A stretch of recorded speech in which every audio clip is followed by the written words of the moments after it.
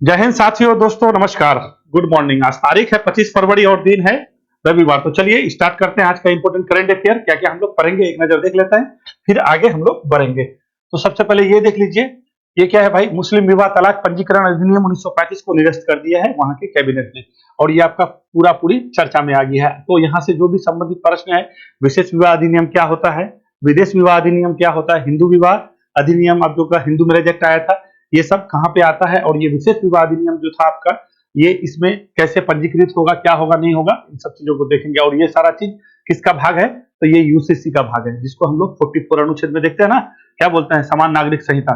तो उसी का एक पार्ट है। असम सरकार, ये बहुत बड़ा फैसला है, वहां पे बहुत ज्यादा विरोध हो रहा है, ठीक है, लोग सड़कों पे उतर आए हैं, तो इन सब चीजों को हम लोग देखेंगे। चलिए आगे चलते हैं। अगला क्वेश्चन क्या है, केंद्रीय सत्कर्ता आयोग में नए सत्कर्ता आयुक्त के रूप में किसे नियुक्त किया गया है, तो आप लोग जानते हैं एक कमेटी आया था आपका, के संथानम कमेटी 1962 में, उसी के सिफारिश पर सत्कर्ता आयोग का गठन किया गया था। इसमें एक अध्यक्ष होता है, 2 सदस्य होता है, क्या काम है नहीं है, इन सब चीजों को बिल्कुल भी हम लोग देखने वाले हैं, और ये हम लोग के लिए बिल्कुल भी इंपॉर्टेंट होने जा रहा है, ठीक है। चलते हैं आगे। भारत का सबसे बड़ा ड्रोन पायलट प्रशिक्षण संगठन किसने लॉन्च किया, ठीक है। तो ड्रोन का जो है पायलट देगा, प्रशिक्षण देगा, ये आपका कोई आईआईटी किया है, ठीक है। तो उसको भी हम लोग बात करेंगे, बिल्कुल भी जरूरी है। उसके बाद क्या है, अंतरराष्ट्रीय गीता महोत्सव। आपका गीता महोत्सव होता है, एक अंतरराष्ट्रीय गीता महोत्सव होता है, ठीक है। तो इस बार आपका 2024 में होने वाला है, अपना पड़ोसी देश में होगा। पिछली बार यानी 2023 में ऑस्ट्रेलिया में हुआ था, ठीक है। तो यहाँ से क्वेश्चन पूछ लिया जाता है, क्योंकि राष्ट्रीय महोत्सव है, ठीक है। गीता महोत्सव क्या है, कौन सा महोत्सव क्या कहिएगा, राष्ट्रीय महोत्सव है। जब राष्ट्रीय महोत्सव है तो हम लोग को देखना जरूरी है। हाल ही में जारी रिपोर्ट के अनुसार दुनिया का दूसरा सबसे बड़ा सड़क नेटवर्क, समझ रहे ना, हम लोग तीसरे नंबर पे थे, तो अभी हम लोग छलांग लगा के कितने नंबर पे आ गए हैं, दूसरे नंबर पे आ गए। तो यहाँ से संबंधित देख लेंगे कि कितना प्रतिशत टोटल परिवहन का हम लोग सड़क से करते हैं, यात्रा कितना प्रतिशत करते हैं, ठीक है। एनएचआई का स्थापना कब हुआ था, और क्या क्या सीन है, पूरे विश्व में हम लोग का क्या चीज चलता है। विश्व का सबसे बड़ा सफारी पार्क, ठीक है।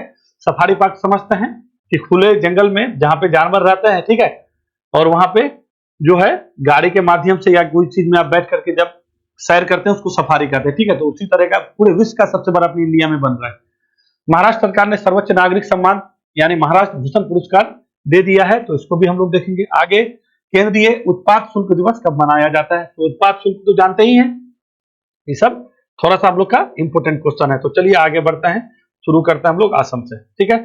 असम के मुख्यमंत्री कौन है, तो क्या कहिएगा, हेमंत बिस्व शर्मा है, क्योंकि इसी के मंत्रिमंडल ने यह फैसला लिया है, तो उसका नाम तो जान ही लीजिए, ठीक है। और वहां के क्या बोलते हैं राज्यपाल कौन है, तो क्या कहिएगा, गुलाब चंद कटेरिया है, ठीक है। तो ये 2 आदमी का नाम याद रखिएगा, क्योंकि इसका मंत्रिमंडल है, तो मंत्रिमंडल के मुख्य कौन होता है, मुख्यमंत्री होता है स्टेट का, और किसी भी स्टेट का जो संवैधानिक प्रमुख होता है वो कौन होता है, राज्यपाल होता है, ठीक है। संवैधानिक प्रमुख राज्यपाल होगा, ठीक है। किसी भी स्टेट का अगर संवैधानिक प्रमुख पूछेगा तो क्या कहिएगा, मुख्यमंत्री नहीं होता है। मुख्यमंत्री कार्यपालिका का मेन हो, ये मतलब मंत्रिमंडल का मुख्य होता है, ठीक है। कार्यपालिका का मुख्य कहे या फिर संवैधानिक मुख्य कहे कि राज्य का कौन होता है, तो आपका राज्यपाल होता है। इसी वजह से देखिएगा बहुत सारे एग्जाम में राज्यपाल को लेकर पूछ लिया जाता है, वो थोड़ा सा जरूरी है, ठीक है। और ये आपका आर्टिकल कितने में कहा गया, ये 54 में कहा गया, यानी 154 आर्टिकल में कहा गया है कि राज्यपाल राज्य का प्रमुख होगा, ठीक है, यानी संवैधानिक प्रमुख होगा, कार्यकारी प्रमुख होगा, ठीक है, आर्टिकल 154 में। तो चलिए, तो ये समझ गए असम का राज्यपाल कौन हो जाएंगे भैया, तो गुलाब चंद कटारिया हो जाएंगे, और मुख्यमंत्री कौन है, हेमंत बिस्व शर्मा है। तो वहीं पे आपका कहानी हुआ, क्या हुआ है, चलता है। किस राज्य ने मुस्लिम विवाह तलाक पंजीकरण अधिनियम 1935 को निरस्त करने का फैसला किया है, ठीक है। तो पहले आप ये समझ जाइए कि मुस्लिम विवाह तलाक पंजीकरण अधिनियम 1935, तो ये जो कानून है, जो मुस्लिम जो विवाह करता है उससे संबंधित है, विवाह हो या तलाक हो, उसमें पंजीकरण होता था इस अधिनियम के तहत। तो आप लोग एक चीज जानते होइएगा, 1935 में आपका जो है अंग्रेजों के द्वारा एक कानून बनाया गया था, जिसको हम लोग क्या करते हैं, मुस्लिम पर्सनल लॉ बोर्ड कहते हैं, ठीक है। तो मुस्लिम पर्सनल लॉ जो भी आया था आपका 1935 में आया था, इसी के तहत जो भी मुस्लिम शादी करता था तो उसका पंजीकरण होता था। ये कहाँ पे होता था, पंजाब में, और ये आया इस अधिनियम में था, 1935 अधिनियम में था। ये बात समझ रहे हैं ना। तो क्या हुआ है कि ये असम सरकार का मानना है कि ये जो पंजीकरण होता था, जो मुस्लिम विवाह तलाक अधिनियम में, इसमें क्या था ना, इसमें एज क्लियर नहीं था, ठीक है, कि लड़के का शादी का एज कितना होगा। अच्छा, अभी मोस्टली लड़के का शादी का एज हम लोग का जो है भारतीय, अभी जो है अपना भारत में जो कानून बना है, कितना 21 साल होना चाहिए, और लड़की का कितना होना चाहिए, 18 साल होना चाहिए, ठीक है। और उत्तराखंड में जो यूसीसी अभी आपका लागू किया है समान नागरिक संहिता, वहां पे भी यही रखा है। तो इस विवाह तलाक में जो पंजीकरण होता था, इसमें कोई भी एज का बात नहीं कहा गया। और इसमें क्या होता था ना कि बाल विवाह जो है, बाल विवाह समझते हैं ना कि 12 साल 13 साल के बच्चे से शादी हो रहा है, तो असम में बहुत ज्यादा आपका बाल विवाह, असम का जो डेमोग्राफी देखेगा आप, लगभग यानी मान लीजिए ना 3.15 करोड़ जनसंख्या है, जिसमें से आपका 1.06 जनसंख्या, इतना करोड़ जनसंख्या किसका है, मुस्लिम आबादी है, ठीक है। और यहाँ पे बहुत ज्यादा बाल विवाह है, और वही पॉलिटिकली बहुत सारा चीज है। और असम सरकार चाह रही है कि हम वहां पे क्या करें, यूसीसी लागू करें, यानी समान नागरिक संहिता लागू करें। तो उसी का एक तरह से ये पहल मान सकता है कि जो भी शादी विवाह होगा अब धर्म के आधार पर नहीं होगा, ठीक है। अब इसको उठा करके क्या कर दिया है कि इस जो आपका पंजीकरण में जो शादी हो रहा था 1935 के हिसाब से, अब ना हो करके ये क्या हो जाएगा, जो विशेष विवाह अधिनियम था उसी के हिसाब से आपको पंजीकरण किया जाएगा। इसमें काजी होता था, नियुक्त किया गया था, तो लगभग 90 व्यक्ति यहाँ पे काम करता था। इसको क्या बोला कि आप लोग जो है 2-2 लाख रुपया देंगे, आप लोग अपना बंद कीजिए। अब कोई भी जो मुस्लिम शादी होगा उसका पंजीकरण इस अधिनियम के तहत नहीं होगा। जिसको भी आप पंजीकरण करना है तो किसमें करना है, विशेष विवाह अधिनियम। इसमें क्या होता है, इसमें शादी करने के लिए सबसे पहली बात कहिएगा कि ये धार्मिक आधार पर शादी का मान्यता नहीं करता है, ठीक है। कोई भी व्यक्ति जो एक जोड़ा हो, ठीक है, जो धर्म को कोई भी मान्यता नहीं है, एक धर्म दूसरा धर्म से हो, वो मान लीजिए कोई मुस्लिम है कोई हिंदू है, अगर शादी कर रहा है, ठीक है, तो वो कौन सा शादी, अगर हम अपना मान्यता लेंगे तो कौन सा शादी में जाएंगे, तो विशेष विवाह अधिनियम में जाएंगे। वो कितना से, उसमें क्या बोला गया है, लड़की का एज 18 साल और लड़का का एज कितना साल होना चाहिए, 21 साल होना चाहिए, ठीक है। तो आगे बढ़ते हैं, आगे क्या है इस फंडा को हम लोग देख लेते हैं। तो ये हेमंत बिस्व शर्मा है कि असम कैबिनेट ने क्या किया, शुक्रवार को मुस्लिम विवाह और तलाक पंजीकरण अधिनियम 1935 को क्या कर दिया भाई, निरस्त करने का मंजूरी दे दिया है। तो मंजूरी समझ गए हैं कि ये क्या था, मुस्लिम पर्सनल लॉ कब आया था, 1935 में आया था। इसी में क्या है, पंजीकरण होता है। पंजीकरण में, इस पंजीकरण में लफड़ा क्या है कि कोई भी मुस्लिम का जो शादी का जो उम्र होता है, एज को डिफाइन नहीं किया गया, जिससे बाल विवाह को क्या मिलता है भैया, बढ़ावा मिलता है। और सरकार का मानना है कि हमको बाल विवाह क्या करना है, रोकना है। रोकने के लिए ये सारा चीज करना जरूरी है। यहाँ पे कुछ लोग काम भी करते थे, लगभग 90 व्यक्ति रजिस्ट्रार थे। इस रजिस्ट्रार को बोला है कि आपको 2-2 लाख रुपया देंगे और आप फाइनली क्या कीजिए, आप काम छोड़ दीजिए। अब जो भी मुस्लिम का शादी होगा, ठीक है, वो क्या हो जाएगा भैया, आपका विशेष विवाह अधिनियम में आपको पंजीकरण करना पड़ेगा। अगर आपको पंजीकरण करना है तो क्या कहिएगा, विशेष विवाह अधिनियम। ये विशेष विवाह अधिनियम क्या होता है तो उसको जानिए। ये क्या होता है ना, जो दो जोड़ा होता है, कोई भी शादी करता है तो पुरुष और स्त्री ही होता है, तो जोड़े को क्या है ना, धर्म के आधार पर भेदभाव किए बिना क्या करेंगे भाई, विवाह करने की अनुमति देती है।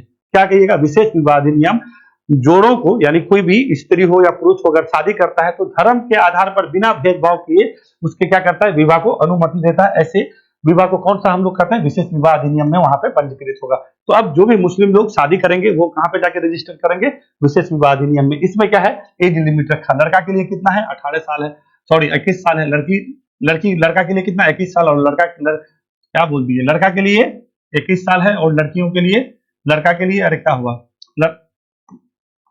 लड़का के लिए 21 साल और लड़कियों के लिए 18 साल है। ये आपका विशेष विवाह अधिनियम में, और ये धर्म के आधार पर कोई भी भेदभाव किए बिना ये आपको मंजूरी देता है। अब वहां पे आपका नहीं होगा, इसको रद्द कर दिया है। और ये आने वाले समय में, जो अब आने वाला समय है आपका, जो यूनिफॉर्म सिविल कोड की बात कर रहे हैं, जैसे उत्तराखंड लागू किया है, अगला नंबर असम को का। और ये बोला भी है कि ये मेरा क्या है ना, पर्सनल लॉ का जो कानून है लाने का, ये मेरा पहला स्टेप है। और कहीं ना कहीं उसी से संबंधित है, क्योंकि सबसे बड़ा लफड़ा होता है शादी विवाह का ही।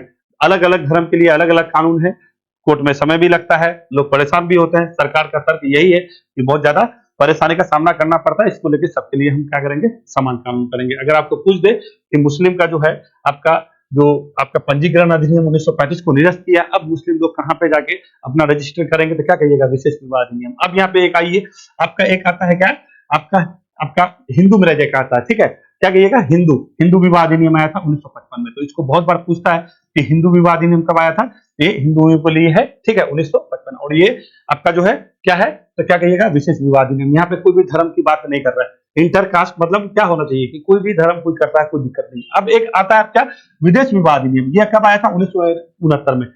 ये विदेश विवाह अधिनियम क्या होता है कि कोई व्यक्ति है, मान लीजिए हम भारतीय हैं, हम शादी क्या कर रहे हैं, रूस में कर लिए जाके, रशिया में शादी कर लिए। अगर रशिया में हम अगर जाके शादी कर लेंगे तो क्या हो जाएगा, ये आपका विदेश विवाह अधिनियम में आएगा। विदेश विवाह अधिनियम में आपको यह मान्यता दिया जाएगा, अगर लड़का यहाँ का है और लड़की विदेश का है, ठीक है। लड़का कहाँ का होना चाहिए, लड़का मतलब एक आदमी अपने देश का हो और कोई एक व्यक्ति क्या हो, विदेश का हो। ऐसे विवाह को जो मान्यता दिया जाता है, वो मान्यता कौन सा विवाह में दीजिएगा तो क्या कहिएगा 1969 का विदेश विवाह अधिनियम। तो 3 विवाह याद रखिएगा। एक आपका क्या हो जाएगा विशेष विवाह अधिनियम 1954, हिंदू विवाह अधिनियम 1955 और क्या कहिएगा विदेश विवाह अधिनियम 1969 में। तो विशेष विवाह अधिनियम में बिना धर्म के आधार पर आपको दिया जाता है, शादी को रजिस्टर किया जाता है, पंजीकरण किया जाता है, जहाँ पे धर्म के आधार पर कोई भी भेदभाव नहीं हो, शादी का एज रखा गया है। हिंदू विवाह अधिनियम तो जानते हैं, हिंदू लगा हुआ है तो इसका मतलब है जो भी होगा हिंदुओं के लिए ही होगा। यहाँ पे क्या हो जाएगा 1969 में विदेश विवाह अधिनियम, इसका मतलब ये हुआ कि कोई जोड़ी हो, एक विदेशी हो और एक भारतीय हो, ऐसे विवाह जो भी होंगे उसको मान्यता देने का काम विदेश विवाह अधिनियम में किया जाता है। चलिए अब मुस्लिम वर्ग का विवाह का शादी कहाँ पे होगा भैया, स्पेशल मैरिज एक्ट में, यानी क्या कहिएगा विशेष विवाह अधिनियम में आपको करना पड़ेगा। ये इसका स्थापना कब हुआ था तो क्या कहिएगा 1956 में रजिस्टर पंजीकरण अधिनियम किया गया था। ठीक है, तो ये आपके लिए बिल्कुल भी इंपोर्टेंट है। चलिए थोड़ा सा असम आपको दिखा देते हैं। असम से संबंधित बहुत बार क्वेश्चन पूछ लिया जाता है। तो ये हम लोग का देखिए नॉर्थ ईस्ट, मतलब कहने का मतलब क्या है सेवन सिस्टर कहने का मतलब ये हुआ कि ये यहाँ जो देख रहे हैं ना आपका सिलीगुड़ी कॉरिडोर है, ठीक है, ये ऐसे करके पश्चिम बंगाल यहाँ तक आता है। तो ऊपर सिक्किम को छोड़ करके इधर जितना स्टेट होगा इसको क्या कहते हैं, 7 बहन कहते हैं या 7 सिस्टर कहते हैं या नॉर्थ ईस्ट स्टेट कहते हैं। इन सब में से सबसे बड़ा स्टेट जो होगा वो कौन सा है आपका, आसम है। ठीक है, और आसम से ही कट करके ये सारा जितना भी स्टेट देख रहे हैं ना आपको, तो आपको आसम से ही कट करके बना है। ठीक है, ये बात भी समझते चलिएगा। ये आपका सबसे पहले मेघालय, ठीक है, उसके बाद मणिपुर, ठीक है, उसके बाद आपका क्या कहिएगा त्रिपुरा 1972 में कट के बना था। कब कहिएगा, मेघालय, मणिपुर और त्रिपुरा, एमएमटी याद रखिएगा। मेघालय यहाँ पे है, ठीक है, मेघालय है, मणिपुर है और त्रिपुरा है। कब बना था 1972 में बना था। और ये सब राज्य दिवस कब मनाते हैं, 21 जनवरी को मनाते हैं। फिर आगे में चलिएगा तो ये आपका अरुणाचल प्रदेश कट के बना। अरुणाचल प्रदेश तो नेपाल पहले से नाम से जाना था, पूर्ण राज्य का दर्जा इसको कब मिला 1987 को मिला। कब कहिएगा 1987 को। अब फिर आपका बच गया क्या भैया, ये आपका मिजोरम बच गया। ठीक है, तो ये मिजोरम भी आपका, ये आपका कैसा 1987 में ही बना था। और ये दोनों राज्य स्थापना दिवस अभी हाल फिलहाल में आपको बताए थे फरवरी को। क्या फरवरी को मनाए हैं इसका स्थापना दिवस, अभी ना बनाए हैं। अब कितने फरवरी को मनाए थे अभी बताए हैं, मिसिंग हो रहा है। ठीक है, तो कहने का मतलब है ये जो असम राज्य देख रहे हैं, जितने भी नॉर्थ ईस्ट का जितना भी राज्य है जो बना है असम से कट के बना है, इसी वजह से इसको क्या कहता है, एक ही से कट के बना है, इसी वजह से ये क्या है 7 सिस्टर है। ठीक है, चलिए आगे बढ़ते हैं। यहाँ के स्टेटिक पोर्शन बहुत कुछ ज्यादा है, जाएंगे तो और ज्यादा लेट लगेगा। चलिए हम लोग आगे बढ़ेंगे। अगला क्वेश्चन क्या है, केंद्रीय सत्कर्ता आयोग में नए सत्कर्ता आयुक्त के रूप में किसे नियुक्त किया गया है। ठीक है, तो सबसे पहले ये जानिए कि सत्कर्ता आयोग की बात कर रहे हैं। सत्कर्ता आयोग का काम क्या है भैया, क्यों आया, तो एक कमेटी आया था आपका 1962 में। कब आया था 1962 में एक कमेटी आया था जिसको के संथानम समिति कहते हैं। क्या कहिएगा, के संथानम। ठीक है, के संथानम कमेटी आया था। इसका ये इसी के सिफारिश पर आपका सीबीसी यानी सत्कर्ता आयोग का गठन किया गया था। ठीक है, कब किया गया था सत्कर्ता आयोग का गठन, तो क्या कहिएगा इसका गठन किया गया था 1964 को। इसमें क्या कहा गया कि एक अध्यक्ष होगा, एक अध्यक्ष होगा, ठीक है, और बाकी बचा इसमें कितना हो जाएंगे भाई, 2 सदस्य होंगे। ठीक है, 2 सदस्य होंगे। जो अभी नियुक्ति हुआ है तो किसका हुआ है, क्या कहिएगा यही सदस्य का हुआ है। और वो कौन है, तो क्या कहिएगा एएस राजीव है, जो पहले बैंक ऑफ महाराष्ट्र के सीईओ थे, अभी फाइनली सत्कर्ता आयोग का सदस्य बनाया दिया गया। ठीक है, इसका स्थापना 1964 में हुआ था। बहुत बार पूछता है कि सत्कर्ता आयोग का गठन किस समिति के सिफारिश पर हुआ था, तो क्या कहिएगा के संथानम समिति। के संथानम समिति आया था कब 1962 में आया था। अब ये आयोग क्या करेगी, तो ये आयोग क्या करे, जो भ्रष्टाचार विरोधी जो है ना नियम है उसको लागू करना है। जो भी कोई आदमी भ्रष्टाचार करता है, कोई अधिकारी हो, उसका जांच पड़ताल करने का काम सत्कर्ता आयोग का है। बस इतना जान लीजिए कि भ्रष्टाचार विरोधी काम को देखना है। ठीक है, भ्रष्टाचार विरोधी काम को अप्लाई करना है, नियम बनाना है, उसको देखना है। और जो भ्रष्टाचार करता है उसको क्या करेंगे भाई, उसका जांच पड़ताल करेंगे। ठीक है, कि कौन भ्रष्टाचार है, कौन अधिकारी इसमें संलिप्त है, उस पर जांच पड़ताल का काम आपका सत्कर्ता आयोग का है। ठीक है, तब चलते हैं थोड़ा सत्कर्ता आयोग के बारे में बता देते हैं। तो ये समझ गया ना। अच्छा एक बात बताते हैं यहाँ पे आपको, अच्छा इधर ही है, देखिए सत्कर्ता आयोग जो है ना, जिसका आपको सदस्य और अध्यक्ष तो बता दिए हैं कि एक अध्यक्ष होता है और 2 सदस्य होता है। अध्यक्ष कौन है अभी, परवीन कुमार श्रीवास्तव है। क्या कहिएगा, परवीन कुमार श्रीवास्तव है। और सदस्य तो समझ ही गए हैं। इसका कार्यकाल कितना होता है, तो इसका कार्यकाल देखिए 4 वर्ष होगा। क्या कहिएगा 4 वर्ष होगा या फिर 65 वर्ष, इनमें से जो भी पहले होगा वो सेवा से क्या हो जाएगा, सेवा मुक्त माना जाएगा। और ये दोबारा से निर्वाचित नहीं होगा। और इसको शपथ दिलाने का काम कौन करता है, राष्ट्रपति करता है। कौन करता है,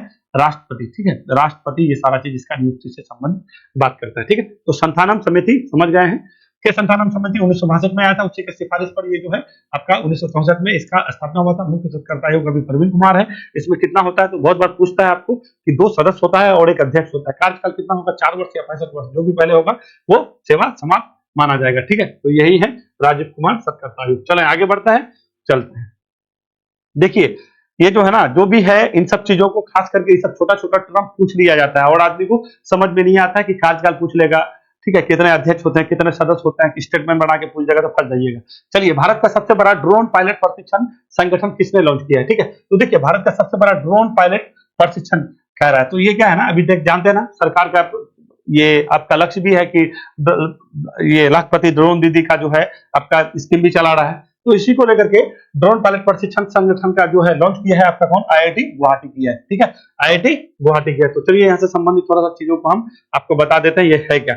आईआईटी गुवाहाटी ने क्या किया भाई? इडूरेट, ठीक है, क्या कहिएगा? इडूरेट के सहयोग से एक साथ 9 मध्यम श्रेणी की क्या किया? ड्रोन उड़ाने के लिए भारत का सबसे बड़ा रिमोट पायलट प्रशिक्षण संगठन को लॉन्च किया है। तो क्या कहिएगा? आईआईटी गुवाहाटी किसके साथ? इडोरेट के साथ मिलकर के ये प्रशिक्षण कार्यक्रम करेगा। अब देख रहे हैं ना, किसानों को ड्रोन दिया जाएगा, खाद का छिड़काव हो या कोई कीटनाशक का छिड़काव हो, ये किससे? ड्रोन के ही माध्यम से किया जाएगा। और महिलाओं को खास करके प्रशिक्षण देने के लिए यह आईआईटी क्या किया है भैया? आपका गुवाहाटी का ये बहुत बड़ा कदम है, ठीक है। इसका प्राथमिक उद्देश्य क्या है? भारत में ड्रोन प्रौद्योगिकी को प्रगति में को बढ़ावा देना है एवं 2030 तक, अभी देखिए मोदी सरकार का घोषणा भी है कि अगर आपको पूछे कि 2030 तक भारत जो है कब तक वैश्विक ड्रोन का हब बनने का जो है अपना लक्ष्य रखा है, तो क्या कहिएगा? 2030 तक। 2030 तक सरकार का अपना टारगेट रखा है कि हमको क्या करना है? विश्व में ड्रोन हब के रूप में भारत को स्थापित करना है। कब तक? 2030 तक। और प्राथमिक लक्ष्य तो बता ही दिए हैं, ड्रोन प्रौद्योगिकी को प्रगति को बढ़ावा देना है। और ये काम कौन कर रहा है? तो क्या कहिएगा? आईआईटी गुवाहाटी। देखिए, ड्रोन नीति लागू करने वाला हिमाचल प्रदेश था, ठीक है। ड्रोन अगर नीति कहेगा कि नीति लागू करने वाला क्या कहिएगा? हिमाचल प्रदेश है। क्या कहिएगा? हिमाचल प्रदेश है, ठीक है। और यहीं पे कहेगा कि ड्रोन स्कूल सबसे पहले किसने लॉन्च किया? ड्रोन स्कूल, तो ये क्या कहिएगा? मध्य प्रदेश था। कौन था? मध्य प्रदेश था। बहुत बार आपको पूछता है, ड्रोन से संबंधित है तो हम आपको बता दिए, ठीक है। तो ड्रोन नीति लागू करने वाला हिमाचल प्रदेश, ड्रोन स्कूल खोलने वाला सबसे पहले कौन था? मध्य प्रदेश था, ठीक है। अभी ड्रोन के लिए आपका जो है 9 माध्यम श्रेणी के ड्रोन उड़ाने के लिए भारत का सबसे बड़ा रिमोट पायलट प्रशिक्षण संगठन कहेगा कि रिमोट पायलट प्रशिक्षण संगठन किसने लॉन्च किया था? क्या कहिएगा? आईआईटी गुवाहाटी किया है, ठीक है। भारत कब तक ड्रोन हब बनने का लक्ष्य रखा है? 2030 तक रखा है, ठीक है। चलते हैं आगे। 5वें अंतरराष्ट्रीय गीता महोत्सव का 2024 कहाँ आयोजित किया गया है? तो देखिए, अंतरराष्ट्रीय गीता महोत्सव की बात कर रहा है, तो देखिए पहले ना गीता महोत्सव ही होता था, अंतरराष्ट्रीय गीता महोत्सव बाद में आया। और चलिए अभी इसको बताते हैं, इस बार जो है अंतरराष्ट्रीय गीता महोत्सव का 5वां संस्करण कहाँ पे हो जाएगा? श्रीलंका के कोलंबो में। ये कोलंबो, ये पे आपका एशिया क्रिकेट परिषद है ना, एशियाई क्रिकेट परिषद का मुख्यालय आपका यही कोलंबो में ही है, ठीक है। तो इसी श्रीलंका के कोलंबो में आपका 5वां अंतरराष्ट्रीय गीता महोत्सव का आयोजन किया जा रहा है। अब देखिए यहाँ से कुछ इंपॉर्टेंट चीज है आपको हम बताते हैं। गीता महोत्सव का शुरुआत सबसे पहले अगर इंडिया में देखिएगा ना, तो कब हुआ था? तो क्या कहिएगा? ये आपका हुआ था 89 में हुआ था। क्या कहिएगा? 1989 में सबसे पहले गीता महोत्सव का यहाँ पे शुरुआत कब हुआ था हमारे इंडिया में? 1980। ये आपके कुरुक्षेत्र के हरियाणा में ये हर बार किया जाता है। ये फिर अंतरराष्ट्रीय संस्करण कब से शुरू हुआ भैया? तो क्या कहिएगा? 2016 से हुआ। कब से कहिएगा? 2016 से इसका अंतरराष्ट्रीय संस्करण होता है। और पहला जो संस्करण हुआ था आपका मॉरिशस में हुआ था। ये 3 चीज याद रखिएगा, पहला अंतरराष्ट्रीय गीता महोत्सव मॉरिशस में हुआ था और कब हुआ था? 2016 में हुआ था। अगर गीता महोत्सव कहेगा तो वो 89 से शुरू होता है, हरियाणा के कुरुक्षेत्र में हर बार होता है। इस बार जो हो रहा है वो कैवा हो रहा है? 5वां हो रहा है। 2023 में कहाँ पे हुआ था? ऑस्ट्रेलिया में हुआ था। कहाँ पे कहिएगा? ऑस्ट्रेलिया में हुआ था, ठीक है। तो इतना तो बात को समझते चलना है आपको, ठीक है। ऑस्ट्रेलिया में हुआ था, ये बात समझ लीजिए। इससे पहले 2023 में कहाँ पे हुआ था? ऑस्ट्रेलिया में हुआ था। अभी 2024 में कहाँ पे होगा? श्रीलंका के कोलंबो में होगा। 2016 से अंतरराष्ट्रीय गीता महोत्सव मनाते हैं। 2002 में इसको क्या कर दिए हम लोग? राष्ट्रीय महोत्सव घोषणा कर दिए, ठीक है। तो ये इतना फैक्ट आपके लिए बिल्कुल भी इंपॉर्टेंट है। तो क्या कहिएगा? 3 दिवसीय गीता महोत्सव का आयोजन आपका कहाँ पे 1 से लेकर 3 मार्च तक आयोजित किया जा रहा है श्रीलंका के कोलंबो में, ठीक है। गीता महोत्सव की शुरुआत कब हुई थी? 89 में हुई थी। 2002 में राष्ट्रीय उत्सव घोषित किया गया था। 2016 में राष्ट्रीय स्तर पर यह महोत्सव आयोजित किया जाता है, ठीक है। तो यही आपका तो गीता महोत्सव और अंतरराष्ट्रीय गीता महोत्सव दोनों को क्या समझिएगा? अलग अलग है। गीता महोत्सव हमारे इंडिया में होता है और अंतरराष्ट्रीय जो संस्करण है वो 2016 से शुरू किया गया था, ठीक है। पहला मॉरिशस में हुआ था और अंतिम अभी आपका कहाँ पे होने जा रहा है? तो क्या कहिएगा? ये आपका होने जा रहा है कोलंबो यानी श्रीलंका में, ठीक है ना। समझ गए मेरी बात को। चलिए, हाल ही में जारी रिपोर्ट के अनुसार दुनिया का दूसरा सबसे बड़ा सड़क नेटवर्क किस देश के पास है? ठीक है, तो देखिए सड़क नेटवर्क कहने का मतलब क्या है कि भैया जिस देश के पास सड़क होगा, यानी हम लोग यातायात करते हैं तो क्या है, रेल से करते हैं या सड़क से करते हैं। तो अभी आपका हाल ही में एक रिपोर्ट निकला और इस रिपोर्ट में हम लोग पहले तीसरे नंबर में थे। पहला नंबर में था यूएसए, दूसरे नंबर में था चाइना, तीसरे नंबर में हम लोग, तो हम लोग चाइना को पछाड़ करके दूसरे नंबर पे आ गए। तो ये बहुत बड़ी बात हो जाता है। ठीक है, भारत दूसरे नंबर पे आ गया, ये बात समझ गया ना। तो सड़क के मामले में हम लोग कैमा स्थान पर है, तो क्या कहिएगा, तो ये पहले बात समझ जाइएगा कि हम लोग सड़क के मामले में दूसरे स्थान में, किसको पीछे छोड़ के आए हैं, तो चाइना को छोड़ के आए हैं, ठीक है। तो सबसे बड़ा नेटवर्क वाला देश अमेरिका है, उसके बाद चीन को पछाड़ते हुए हम लोग दूसरे में है। इंडिया पिछले 9 वर्ष में क्या किया भैया, 50,000 किलोमीटर से अधिक क्या किया है, नेशनल हाईवे का निर्माण किया है, ठीक है। अगर आपको पूछे कि पिछले 9 साल में कितना हजार किलोमीटर का हम लोग नेशनल हाईवे बनाए, 50,000 बनाए। देश का सबसे लंबा राजमार्ग कौन सा है, Delhi Mumbai express way. India में 63 लाख किलोमीटर से अधिक क्या किए भैया, लंबा सड़क नेटवर्क है। इंडिया में टोटल अगर कोई कहेगा कि कितना नेटवर्क कितना किलोमीटर का है, तो क्या कहिएगा, 63 लाख किलोमीटर से अधिक सड़क नेटवर्क है। उनमें से नेशनल हाईवे कितना है, तो क्या कहिएगा, 1,44,000 किलोमीटर है। एनएच कितना है हम लोग के पास, 1 लाख। टोटल सड़क अगर पूछेगा तो 63 लाख किलोमीटर है, उसमें से नेशनल हाईवे आपका कितना है, 1,44,000 आपका नेशनल हाईवे। सड़क सुरक्षा सप्ताह हम लोग कब मनाते हैं, इस बार मनाए हैं 11 से 17 जनवरी को। अब देखिए सड़क से संबंधित कुछ चीज है तो आपको बता देते हैं। पहले ये जानिएगा, National Highway Authority of India का स्थापना, क्योंकि जितने भी राष्ट्रीय राजमार्ग का देख रेख का काम जो भी चीज आता है एनएचएआई की तरफ से ही आता है, ठीक है। NHAI national Highway Authority of India, इसका स्थापना 1988 में हुआ था, ठीक है। और जितना भी इंडिया में जो यातायात होता है, ठीक है, यातायात का लगभग कितना कहिएगा, 85% यात्री जो है किसका, नेशनल हाईवे देश में क्या आपका सड़क से ही किया जाता है, और 70% जो है आपका माल परिवहन किससे होता है, सड़क से होता है। तो ये डाटा, ये कुछ याद रखेंगे कि ये याद रखिएगा, ठीक है, बहुत आपका पूछा हुआ क्वेश्चन है। तो देश में कुल यात्रा का अगर कहेगा कि सड़क से कितना प्रतिशत होता है, तो 50% यात्री आपका सड़क नेटवर्क से होता है, और माल ढुलाई का 70% होता है, ठीक है, भारत में, ठीक है ना। और एनएचएआई का स्थापना 1988 में है, ठीक है ना। ये आपके लिए थोड़ा सा इंपॉर्टेंट है। और देखिए अभी सड़क से संबंधित क्वेश्चन तो बहुत सारा है, अगर जाएंगे तो उधर आपका लंबा चला जाएगा। और रेलवे नेटवर्क में हम लोग कितना है, तो रेलवे नेटवर्क में हम लोग क्या है, रेलवे नेटवर्क में विश्व का हम लोग 4th स्थान में। और मेट्रो का कहिएगा तो कि मेट्रो में पूरे विश्व में हम लोग कितना नंबर में है, तो दूसरे नंबर में आ गए, ठीक है। तो ये दोनों बात याद रखना है। रेल सड़क में दूसरे नंबर पे आ गए, किसको छोड़ के, चीन को छोड़ करके। टोटल हम लोग के पास राजमार्ग, टोटल रेलवे जो ये सॉरी आपका सड़क जो है कितना किलोमीटर है, तो क्या कहिएगा, 63 पॉइंट समथिंग है, यानी 63 लाख मान के चलिए ना। देखिए यहाँ पे आपका टोटल लिखा हुआ है 63.31 लाख किलोमीटर टोटल कुल सड़क नेटवर्क है, ठीक है। जिसमें से नेशनल हाईवे में हम लोग के पास कितना है, 1,44,000, ठीक है। स्टेट हाईवे कितना है, 1,67 यानी 1.67 लाख किलोमीटर स्टेट हाईवे है। और अन्य सड़क कितना है, तो क्या कहिएगा, 60.20 लाख किलोमीटर है। तो ये तीनों फिगर याद रखिएगा, बहुत बार पूछ लेता है। टोटल सड़क का जो लंबाई है कितना है, 63.31 लाख किलोमीटर है, जिसमें से नेशनल हाईवे हम लोग का 1.44 है, जिसमें से उसमें क्या करते हैं भैया, 85% यात्री हम लोग सड़क से करते हैं, और 70% माल ढुलाई हम लोग का सड़क से ही होता है। ये बिल्कुल भी इंपॉर्टेंट डाटा है, याद रखिएगा। तो क्या कहिएगा, रेलवे में हम लोग चौथे स्थान पे, पहला में कौन है, अमेरिका है, दूसरा में चीन है, तीसरा में रूस है, चौथे में हम लोग। किसमें कहिएगा, रेलवे में। सड़क में पहले में अमेरिका, दूसरे में हम लोग, तीसरे में चाइना चला गया। मेट्रो के मामले में, मेट्रो जो आपका रेल होता है उसमें हम लोग क्या नंबर में है, दूसरे नंबर में है, ठीक है। तो चले हैं आगे बढ़ते हैं, मेरे हिसाब से सब बात हम स्पष्ट कर दिए हैं, चलते हैं आगे। विश्व का सबसे बड़ा सफारी पार्क किस राज्य में बनाया जा रहा है, तो आप ये समझिए कि सफारी पार्क क्या होता है। सफारी पार्क कहने का मतलब ये है, चिड़ियाघर नहीं समझिएगा, चिड़ियाघर और सफारी पार्क में अंतर होता है। चिड़ियाघर में क्या है ना कि आप जो है, जो भी वहां पे आप देखने जाइएगा, जैसे आप किस भी लायन देख रहे हैं, टाइगर देख रहे हैं, जो भी देख रहे हैं, तो वो क्या है ना, एक पिंजरा टाइप का बंद किया हुआ रहता है, वहां पे क्या दूर से आप झांक के देख लीजिए। सफारी में क्या है ना, खुले जंगल में आपका क्या भैया, आपका जानवर है, ठीक है, शेर है, हाथी है, जो भी है, आप गाड़ी में बैठ करके देख रहे हैं, अपना मतलब अपना देख भी रहे हैं, गाड़ी से जा रहे हैं। खुले जंगल में अगर आपको घूमने का जो सुविधा दिया जाता है, ऐसे को हम लोग क्या कहते हैं, सफारी कहते हैं, ठीक है। पूरे विश्व में सबसे बड़ा सफारी पहले दक्षिण अफ्रीका की शारजा जगह है, वहीं पे था, और उसको पीछे करते हुए अभी हम लोग का भारत में, इंडिया में बन रहा है। ये बात बता क्यों रहे हैं, ये बात इस वजह से बता रहे हैं, अभी हरियाणा में ना आपका बजट पेश हुआ था, ठीक है, अभी आज का एक दिन पहले। तो हरियाणा के बजट में ये बात को बिल्कुल भी कहा गया, वहां के जो मुख्यमंत्री मनोहर लाल खट्टर बोले हैं कि हम लोग जो है ना, ये अच्छा खासा लगभग जानते हैं आपका कितना कहिएगा, ये आपका 10,000 ठीक है, तो 10,000 जानना है, 10,000 हेक्टेयर क्षेत्र पर ये क्या करेगा भैया, ये आपका सफारी बन रहा है, ठीक है, बन के तैयार हो गया। 2025 में इसको क्या करना है, उद्घाटन करना है। तो इसके बारे में वहां पे जिक्र किया गया है, और पूरे विश्व में सबसे बड़ा है, तो बिल्कुल भी हम लोग के लिए थोड़ा सा इंपोर्टेंट होता है। ये बनेगा कहाँ पे, तो अरावली रेंज है ना, अरावली पहाड़ी जानते हैं आप लोग, बहुत पुराना है, ठीक है।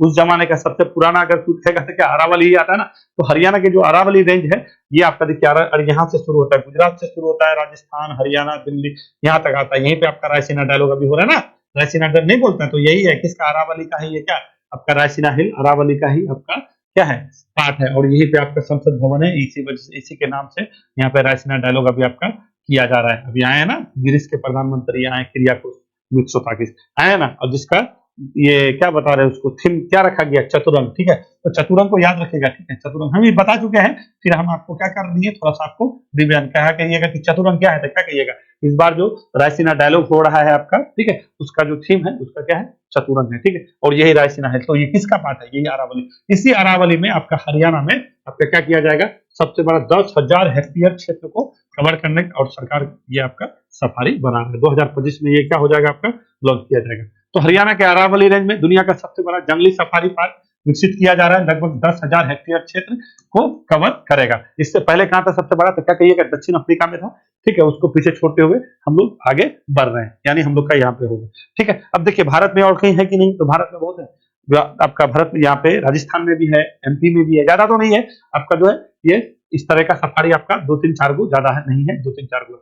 सुल्तान, ये आपका हरियाणा में और कुछ भी राष्ट्रीय उद्यान है, उसको देख लीजिए। सुल्तानपुर राष्ट्रीय उद्यान बहुत बार पूछता है, तो गुरुग्राम में है। ठीक है, और कालेसर भी राष्ट्रीय उद्यान पूछता है, ये भी आपका कहाँ पे, हरियाणा में है। ठीक है, तो सुल्तानपुर और कालेसर अभी आपका हरियाणा में है। ये कुछ जिला नूह है आपका, गुरुग्राम है। इन सब चीजों को, एरिया को, क्षेत्र को बढ़ा करके पूरा उसको क्या करना है, 10,000 हेक्टेयर तक क्षेत्र को बढ़ा करके आपका ये प्रोजेक्ट 2025 में सरकार लॉन्च करेगी। ठीक है, तो हरियाणा का मुख्यमंत्री क्या कहिएगा, मनोहर लाल खट्टर। अपने बजट में ये बात कहा गया है। जैसे बजट में बात कहा तो हम भी देखें कि देखें भाई ये क्या है, तब पता चला कि ऐसा ऐसा इतना बड़ा प्रोजेक्ट बना के इसका जो है सारा चीज किया जा रहा है। तो क्या कहिएगा, अरावली पे बनाया जा रहा है, 10,000 हेक्टेयर में बनेगा, पूरे विश्व का सबसे बड़ा ये आपका सफारी होने वाला है। महाराष्ट्र सरकार ने सर्वोच्च नागरिक सम्मान महाराष्ट्र भूषण पुरस्कार 2023 किसे सम्मानित किया गया। ठीक है, तो ये कौन सा हो जाएंगे भैया, ये अशोक सराफ है। ये जानते हैं, ये जो है मराठी फिल्म उलम बहुत ज्यादा बनाते हैं, और इसी को जो है वहां के मुख्यमंत्री एकनाथ शिंदे हैं। देखिए ये एकनाथ शिंदे हैं, ठीक है ना, ये जो है निकले थे कौन, शिवसेना गुट से निकल गए थे ये।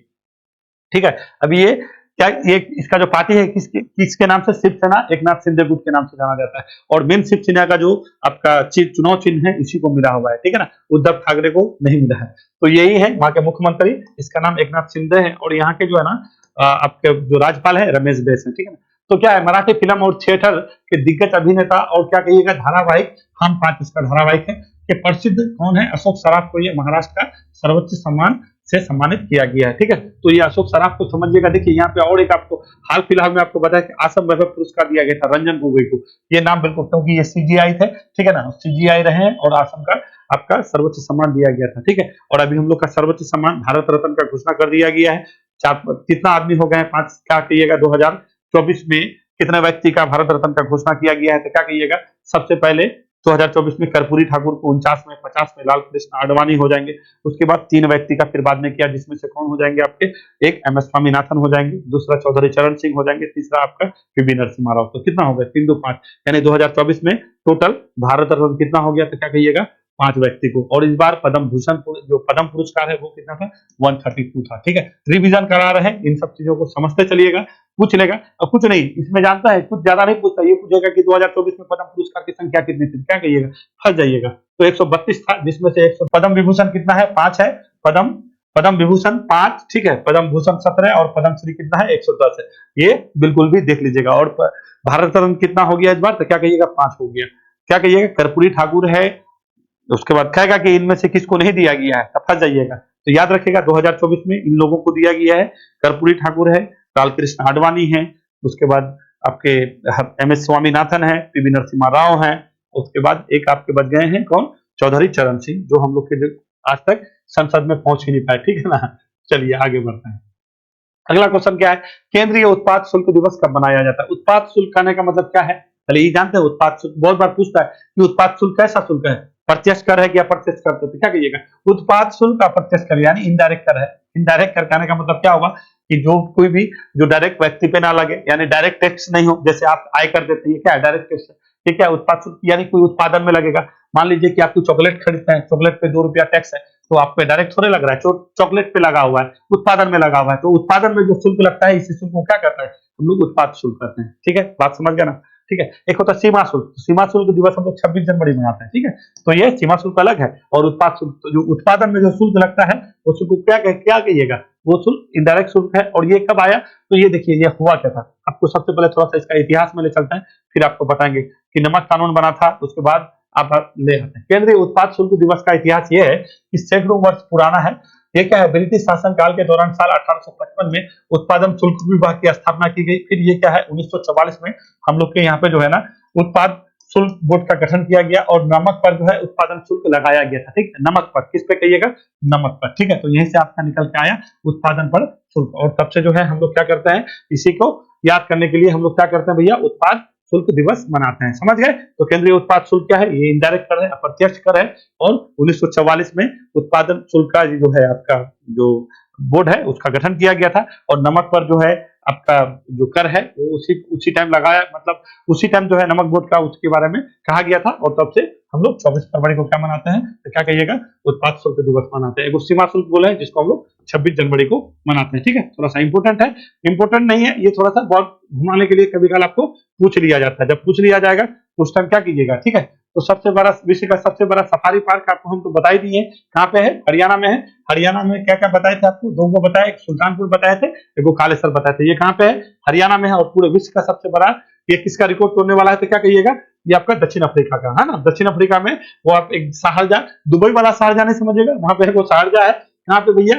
तो आपका दक्षिण अफ्रीका में वहीं पे आपका जो है सबसे बड़ा सफारी है। सफारी देखिए, कोई भी चीज ना पढ़िए ना, पहले उसको टर्म को समझिए कि टर्म क्या है। अगर टर्म को नहीं समझिएगा तो सब कहानी गड़बड़ हो जाएगा। पहले हम टर्म को ही समझाने का, जैसे अभी क्या बोले आपको, सफारी पार्क। सफारी पार्क समझ जाइएगा तो अपने आप समझ जाइएगा कि अरावली में किया जा रहा है। अरावली क्या है, बहुत बड़ा पर्वत है, नहीं हम लोग का अवशिष्ट पर्वत में आता है कि नहीं आता है, अरावली है कि नहीं है। जैसे अब हिमालय पर्वत है, वो क्या कौन सा पर्वत में आता है भैया, वो पर्वत अगर आप कहिएगा तो क्या कहिएगा, आपका फॉल्ट, मतलब फॉल्ट माउंटेन में आता है। ठीक ना, फॉल्ट माउंटेन में आता है। और ये अवशिष्ट पर्वत में आता है, सबसे पुराना, मतलब अगर ये कहिएगा पर्वत कहिएगा तो इंडिया में तो यही आपका अरावली है। क्या है ना, पर्वत से अब क्या है, रगड़ घिस करके अब क्या हो रहा है, छोटा हो जा रहा है। ठीक है ना, अब पठार का रूप ले लिया है। अब हम लोग जो है दक्षिण भारत का नहीं बोलते, दक्षिण भारत का पठार, तो पहले सब पर्वत हुआ करता था, घिस घिस घिस घिस करके क्या हो गया भैया, मालवा का पठार है, आप देख रहे हैं अरावली है, सब क्या है, घिस गया है। ठीक है, तो ये सब अवशिष्ट हो गया। ठीक है ना, तो अवशिष्ट पर्वत है, अब बहुत बड़ा क्षेत्र है, पहाड़ पर्वत वाला एरिया होगा तो स्वाभाविक है वहां का आपका इस तरह का सफारी विकसित हो सकता है। तो चलिए, आज का क्वेश्चन आपका यही तक था, और ज्यादा क्वेश्चन है नहीं। ठीक है, जो भी बताए हैं सारा चीज आपको इंपोर्टेंट चीज बताते हैं। ठीक है, तो आप क्या है ना, थोड़ा सा एक चीज आप हमारे लिए कर दीजिए, आपके जो भी दोस्त हैं, जो भी बंधु हैं, उस तक अपना ये जो सेशन देख रहे हैं इसको शेयर कर दीजिए। आप लोग का थोड़ा सा प्रशंसा मिलता है, आप लोग का थोड़ा सा सपोर्ट मिलेगा तो हमको और बेहतर से बेहतर करने का क्या मिलता है, एक प्रेरणा मिलता है। ठीक है, वीडियो देखने के लिए धन्यवाद। फिर हम लोग मिलेंगे कल, तब तक के लिए नमस्कार।